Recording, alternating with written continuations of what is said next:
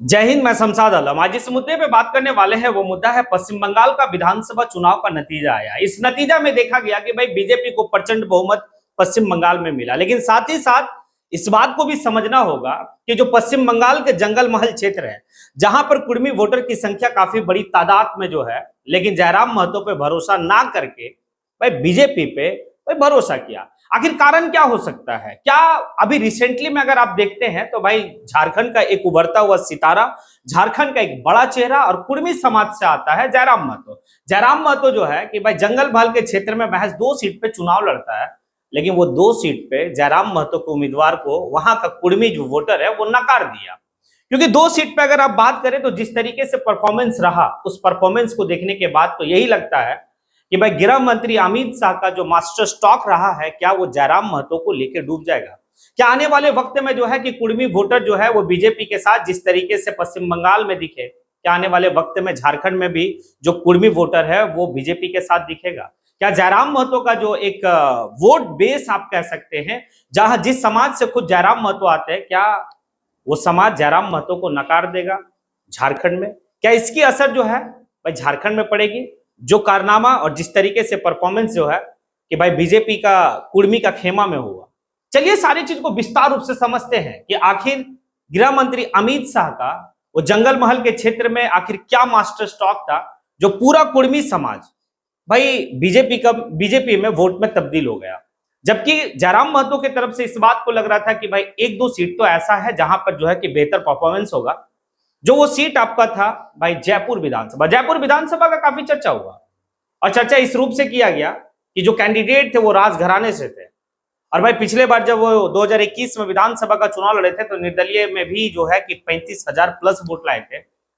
लेकिन इस बार से जैसा उनका परफॉर्मेंस रहा, इस बात से तो यही लगता है कि कुर्मी समाज का लोग जो है जयराम महतो को क्यों नकारे, सवाल बनता है। तो चलिए सवाल को टटोलते हैं। पहला तो यह है कि अमित शाह जो है उनकी जो एक जुमला कह सकते हैं, वादा नहीं है, क्योंकि बीजेपी पार्टी का कोई भी बात जो है वो वादा पूरा कंप्लीट नहीं होता, वो जुमला ही इसको समझ सकते हैं आप। क्योंकि अमित शाह का जुमला इस बात को होता है कि अगर पश्चिम बंगाल में भाई बीजेपी की सरकार बनती है तो फिर कुड़माली भाषा को संविधान के 8वीं अनुसूची में शामिल किया जाएगा। ये बात था, और इस बात को लेकर कुर्मी जो वोटर है वो एक मुश्त जो है वो बीजेपी पे अपना आस्था दिखा और बीजेपी को भर भर के वोट दिए। जंगल महल के क्षेत्र में जयराम महतो तो पहले ये दावा किए थे कि भाई लगभग 1 दर्जन जो है सीट पे चुनाव लड़ेंगे, लेकिन लास्ट आते आते महज वो 2 सीट पे चुनाव लड़ते हैं। एक जंगल महल, एक जो है कि आपका जयपुर विधानसभा और दूसरा है बागमुंडी विधानसभा। एक विधानसभा में और जो है कि टिकट दिया गया था पुरुलिया से, लेकिन एन वक्त पे जो है कि जिस वक्त में जो है कि चुनाव की प्रक्रिया चल रही थी, उसी वक्त में वहां का कैंडिडेट जो है कि साफ इनकार कर देते, चुनाव नहीं लड़ते। देखिए आखिर जयराम महतो भाई इतना कमजोर पश्चिम बंगाल में क्यों दिखे, इसका रीजन क्या है? तो इसका रीजन इसी बात को है कि भाई कम वक्त और कम संसाधन। आप जो है फाइट कहां कर रहे थे? आप जिस बीजेपी का गुणगान अभी कुछ लोग कर रहे हैं कि भाई जयराम महतो का सुपड़ा साफ कर दिया, जयराम महतो कुर्मी वोटर जो है कि वो उधर चले गए। आप इस बात को समझिए कि जिस वक्त में पश्चिम बंगाल में आपका जो है कि बीजेपी का एंट्री होता है, उस वक्त में उनका स्थिति क्या था? काफी लंबा अरसा लगा, वक्त काफी लगा, संसाधन काफी ज्यादा था, तब जाकर आज जो है कि पिछले 15 साल के बाद ये नतीजा आता है। जयराम महतो महज 6 महीना में उनकी एंट्री होती है, संगठन पे कुछ लोग काम करना स्टार्ट करते हैं और कुछ लोग बीच जो है कि राह में ही छोड़ के चले जाते हैं। उसके बावजूद भी अगर जयराम महतो 2 सीट पे लड़ता हिम्मत दिखाता है तो भाई इसको हम माइनस नहीं कह सकते। लेकिन कुछ मायने में तो है कि आखिर कुर्मी समाज के लोग जिस तरीके से भीड़ में जयराम महतो का भाषण सुनने के लिए आते थे, वो भीड़ वोट में तब्दील क्यों नहीं होगा? क्या संगठन पे और मजबूत तरीके से जयराम महतो को काम करना होगा, या फिर जो है कि ये लच्छेदार भाषण देने से ही जो है कि जयराम महतो का बेहतरी हो सकता है? तो टटोल कर ये देखा जाता है कि भाई कुर्मी समाज और कुर्मी जो वोटर है वो बीजेपी के ऊपर इस तरीके से जो है कि मेहरबान है। तो लगता है कि आने वाले वक्त में बीजेपी भी इस बात को साधना चाहेगा कि झारखंड में आदिवासी के बाद जो सबसे बड़ी आबादी और सबसे बड़ा जो वोटर है वो है कुर्मी, यानी कि महतो कुर्मी। अब वहां पर जो है कि पहले एक बैसाखी के तरफ और बैसाखी लेकर जो है कि बीजेपी झारखंड में चल रही थी, और वो बैसाखी था आपका आजसू पार्टी यानी कि सुदेश महतो। लेकिन सुदेश महतो की हाल जो है कि खस्ता है अभी का वक्त में झारखंड में, और जयराम महतो का उरूज पे, क्योंकि जयराम महतो जिस तरीके से जो है कि राजनीति में उनकी एंट्री हुई, और लोग काफी ज्यादा जो है कि जयराम महतो को भाई पसंद भी करते हैं, चाहे वो झारखंड है या कुर्मी क्षेत्र, आप पश्चिम बंगाल चले जाए या फिर उड़ीसा चले जाए, इस क्षेत्र में जयराम महतो की डिमांड है। लेकिन यहां पर समझना होगा कि बीजेपी ये सारी चीज को साधने का प्रयास झारखंड में भी करना चाहेगा।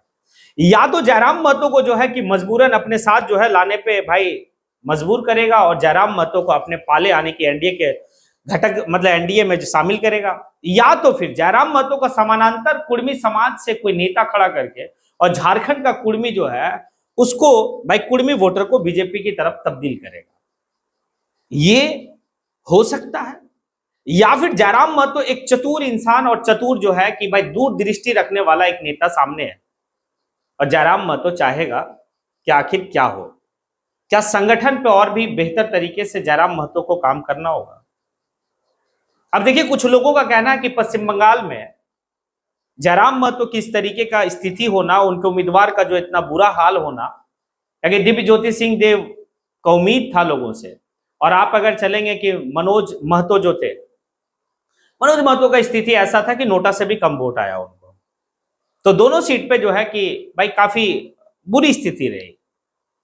कुछ लोगों का कहना यह है कि बीजेपी जो है वो जयपुर विधानसभा में विश्वजीत महतो को, जो अजीत महतो का पुत्र है, अजीत महतो वही जो आज के टाइम में आप समझ सकते हैं कि कुर्मी समाज का एक बड़ा चेहरा, एक लोकप्रिय नेता, वो बेटा को बीजेपी की तरफ से मिला टिकट, और जयराम महतो दिव्य ज्योति सिंह देव, तो कहीं इस बात का तो साइड इफेक्ट तो नहीं पड़ा कि भाई आप जो है कि अजीत महतो के परिवार के खिलाफ में कैंडिडेट क्यों दिए, कहीं ये भी हो सकता है।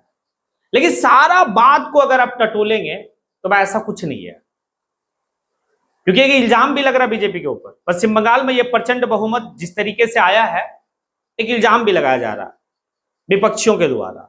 इल्जाम ये है कि बीजेपी का सारा खेला हुआ है, जिस तरीके से बीजेपी जो है कि अपना धन बल का प्रयोग किया है, बल तो काफी ज्यादा प्रयोग हुआ है, भाई कहा नहीं जा सकता। और इसका उदाहरण आप समझ सकते हैं कि एक हुमायूं कबीर है, जो पश्चिम बंगाल में बाबरी मस्जिद का जो है कि नींव रखता है, बाबरी मस्जिद बनाने की बात करता है, उसके बाद उसका स्टिंग ऑपरेशन होता है। स्टिंग ऑपरेशन में साफ वो जो है कि इस बात को कहता है कि भाई बीजेपी की तरफ से जो है हमें 1000 करोड़ रुपया मिला है। अब बताइए, जिस विधानसभा में हुमायूं कबीर चुनाव लड़ रहा था, जिस विधानसभा से, 2 विधानसभा से चुनाव लड़ रहा था, अब भाई वो दोनों विधानसभा से 50,000 प्लस से जो है कि चुनाव जीतता है, जबकि वहां के लोग खुद इस बात को कहते हैं कि भाई इस आदमी को तो हमने वोट ही नहीं दिया, भाई इस आदमी को तो लोग जो है कि गाली दे रहे थे, लोग जो है कि उसको मतलब बुरा भला कह रहे थे, उसके बावजूद भी ये व्यक्ति चुनाव जीतना, और उनके पार्टी से जो है कि हुमायूं कबीर एक पार्टी भी बनाता है, उसके पार्टी से 180-82 लोग चुनाव लड़ते हैं, सबकी जमानत जब्त होती है, हुमायूं कबीर चुनाव जीत जाता है। आखिर खेला क्या है रे भाई।